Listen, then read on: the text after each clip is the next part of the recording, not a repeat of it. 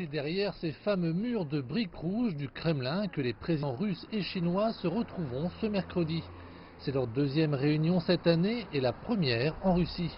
Les deux présidents s'étaient rencontrés lors du deuxième sommet Ceinture et Route à Beijing plus tôt cette année. Ils avaient alors discuté du renforcement de la coopération dans le cadre de cette initiative chinoise. Il est maintenant temps que les discussions se poursuivent, le rôle de la Russie dans l'initiative Ceinture et Route étant considéré comme crucial par les autorités chinoises. L'initiative Ceinture et Route a ajouté un moteur au développement économique aux deux pays. Alors que la coopération bilatérale dans les domaines traditionnels tels que l'énergie, le nucléaire, l'aérospatial et les infrastructures a été consolidée. La collaboration dans les domaines de la haute technologie, du commerce agricole, du commerce électronique et des finances pousse encore plus les deux pays à se rapprocher. Les experts affirment que la coopération commerciale est le résultat de relations politiques renforcées. C'est pourquoi plusieurs accords commerciaux de haut niveau ont été conclus entre de grandes entreprises de part et d'autre, mais il existe par ailleurs un manque significatif de collaboration mutuelle entre les petites et moyennes entreprises.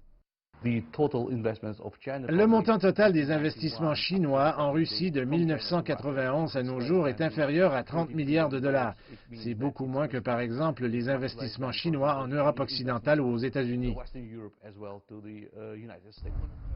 Afin d'y remédier, la Russie souhaite attirer tous les investissements chinois de haut niveau, comme cette usine de fabrication automobile Great Wall ou le terminal ferroviaire Belirast.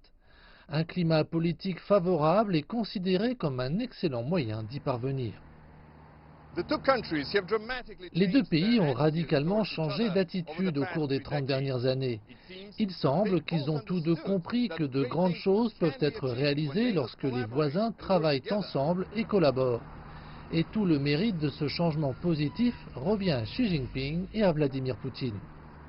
Cet élan positif créé par les deux présidents, il y a plusieurs années, est aujourd'hui bien perçu par les moscovites. Je soutiens ces bonnes relations dans les domaines économiques et autres entre notre président et le président chinois.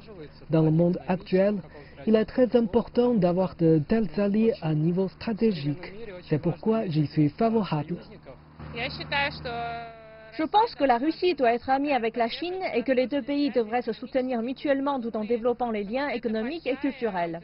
La Chine est un grand pays avec une longue histoire et la collaboration est mutuellement bénéfique.